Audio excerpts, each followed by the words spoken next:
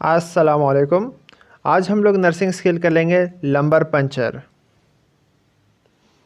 Lumbar puncture क्या होता है? ये एक प्रोसीजर होता है जिसमें नीडल इंसर्ट की जाती है हमारे स्पाइनल कॉर्ड के अंदर for the collection of cerebrospinal fluid, CSF जिसको बोलते हैं, उसको कलेक्ट करने के लिए ये लंबर पंचर किया जाता है।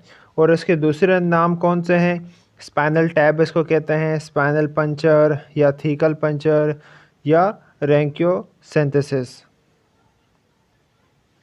नेक्स्ट आता है हमारे पास कि इसका पर्पस क्या होता है निकालने का। CSF सेरिब्रोस्पाइनल फ्लूइड हम किस लिए निकालते हैं? तो हम पहले तो ये लेबोरेटरी एनालिसिस के लिए निकालते हैं, या मेजरमेंट के लिए, या इंट्राक्रेनियल प्रेशर को रिलीफ देने के लिए निकालते हैं, या इंजेक्ट स्पाइनल एनेस्थीसिया के लिए, या कीमोथेरेपी ड्रग्स और दूसरी मेडिकेशंस के लिए। ये इंजेक्ट किया जाता है माइलोग्राफी में, या डायग्नोस्टिक इमेजेस के लिए भी निकाला जाता है। नॉर्मल लैब वैल्यूज़ जो इसकी होती हैं एग्जामिनेशन के दौरान, प्रोटीन इसका होता है 50 to 60 mg/dl, glucose 50 to 80, cell count जो इसके अंदर होता है 0 to 5 मोनोन्यूक्लियर सेल्स होते हैं। इनिशियल प्रेशर जो इसका होता है वो 70 to 180 मिलीमीटर्स होता है। नेक्स्ट हमारे पास है प्री प्रोसीजर केयर क्या होती है, यानी कि नर्सिंग केयर क्या होगी प्री प्रोसीजर केयर। तो इसमें जो पहला पॉइंट है उसमें ये है कि आपने पेशेंट को और उसकी फैमिली को आपने पूरा प्रोसीजर एक्सप्लेन करना है और उसकी इम्पोर्टेंस बतानी है, अहमियत बतानी है। सेकंड पॉइंट, आपने क्लाइंट को इंस्ट्रक्ट करना है कि आपने क्लाइंट को और उसके घर वालों दोनों को बताना है कि ये 15 से 20 मिनट इस पूरे प्रोसीजर में लगेंगे। और आपने पेशेंट को बताना है, थर्ड जो पॉइंट है उसमें आपने बताना है पेशेंट को कि सेंसेशन या स्लाइड पेन या शार्प शूटिंग पेन आपको होगा दोनों में से किसी एक पाँव में। नंबर 4 पॉइंट, क्लाइंट को आपने इंस्ट्रक्ट करना है कि वो अपने बेड साइड पे लेट जाए, तकरीबन 6 घंटे तक वो लेटा रहेगा। फिर उसके बाद 5वां पॉइंट, आपने जो भी चीज़ें उनको बताई हैं इस बारे में आपने उनसे कॉन्सेंट ले लेना, उनकी फैमिली से और क्लाइंट से दोनों आपने लिखवा लेना है। नंबर 6, आपने जो चीज़ें चाहिए होती हैं लंबर पंचर के लिए, नीडल और कलेक्शन के लिए जो टैब है और जो साफ़ करने के लिए अल्कोहल सब, वो सारी चीज़ें आपने बेड साइड पे क्लाइंट के पास जाके रख देनी है। और आपने screen the client for privacy, अपने पेशेंट को प्राइवेसी देनी है, कर्टन करने हैं। और नंबर 8 पॉइंट जो हमारे पास है, आपने इंकरेज करना है पेशेंट को कि वो यानी कि प्रोसीजर से आपने बताना भी है, इंकरेज भी करना है कि वो इस प्रोसीजर से पहले वॉशरूम से होके आ जाए ताकि उसका जो यूरिनरी ब्लैडर है वो एम्प्टी होगा। नंबर 9 पॉइंट, और आपने पेशेंट का फिर क्या बैक को एक्सपोज करना है, उसको स्क्रब करना है विद एंटीसेप्टिक सोल्यूशन ताकि वो साफ़ हो जाए और इसमें कोई किस्म का इन्फेक्शन होने के चांसेस नहीं होंगे। फिर नेक्स्ट हमारा ड्यूरिंग द प्रोसीजर हमारा क्या रोल होता है। आपने पोजीशन करनी है क्लाइंट की लेटरल, मेकिंग नी चेस्ट पोजीशन उसकी करनी है। और आपने जो क्लाइंट की बैक है उसको स्क्रब करना है एंटीसेप्टिक सॉल्यूशन से और ड्रेप से। फिर आपने असिस्ट करना है filling local anaesthesia.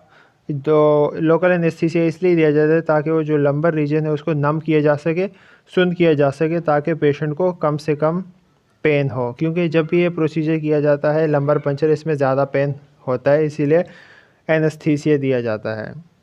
Number 4 point, spinal needle फिर इंसर्ट की जाती है 3 एंड 4th लंबर स्पेस, 3 और 4 लंबर स्पेस के दरमियान में जो है नीडल इंसर्ट की जाती है for spinal fluid collection.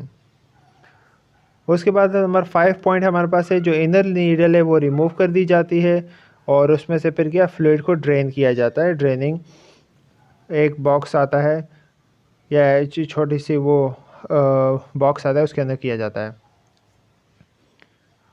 Number 6, remove the needle, फिर उसके बाद नीडल को रिमूव करना है और उसके ऊपर प्रेशर अप्लाई करना है ताकि कोई वहाँ से सेरिब्रोस्पाइनल फ्लूइड की लीकेज ना हो। नेक्स्ट हमारे पास पोस्ट प्रोसीजर केयर आपने क्या देनी है। आपने पेशेंट को बेड पे ही लेटने का बोलना है, आपने उसको ऑब्ज़र्व। नंबर सेकंड पॉइंट, आपने उसकी चीज़ें साइट ऑब्ज़र्व करनी है कि जहाँ से नीडल डाली थी वहाँ से सेरेब्रोस्पाइनल फ्लूइड तो नहीं निकल रहा उसका। नंबर थर्ड क्या है, आपने असेस करना है कि पेशेंट को हेडेक तो नहीं होगा, सर दर्द तो नहीं हो रहा, या उसका न्यूरोलॉजिकल स्टेटस आपने देखना है कि उसको पता है कि वो कहाँ पर है, उसका डेट टाइम और वो कहाँ पर मौजूद है, वो सब उसको पता है कि नहीं। और उसके वाइटल साइंस को आपने मॉनिटर करना है। नंबर 4 पॉइंट, आपने ऑब्ज़र्व करना है जो कि स्पाइनो CSF है उसकी कंसिस्टेंसी कितनी है, उसकी रिपोर्टिंग करते रहना है आपने। नंबर 5, आपने इंकरेज करना है क्लाइंट को कि ज़्यादा से ज़्यादा पानी पिए अगर उसको अलाउ है। अगर वो NP हो, पेशेंट है, NP होगा नथिंग पर ओरल, तो उसको आपने ये नहीं बोलना, लेकिन अगर उसको अलाउ है पानी पीने तो आपने उसको ज़्यादा इंकरेज करना है कि वो ज़्यादा से ज़्यादा पानी पिए।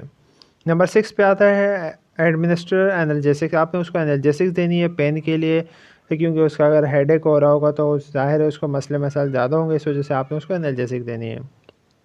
आपने रिमूव करना है स्क्रीन को, क्लीन आर्टिकल जो आपने कर्टन किया था उसको आपने हटा देना है, और जो आर्टिकल्स आप लेके गए थे वो सब आपने वापस लेके आ जाने हैं।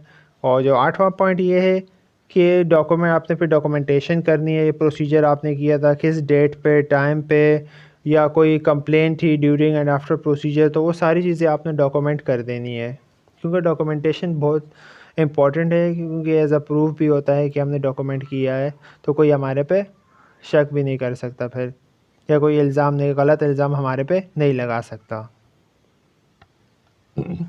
नेक्स्ट हमारे पास आ जाता है कि सेरिब्रोस्पाइनल फ्लूइड कब किया जाता है, ये कब किया जा सकता है, उसकी इंडिकेशंस क्या होती हैं। तो वो इसकी कंडीशंस पे होता है, मेनिंजाइटिस में, सुपरकोनॉइड हेमोरेज में, गलियन बेरी सिंड्रोम में, कार्सिनोमेटस मेनिंजाइटिस में।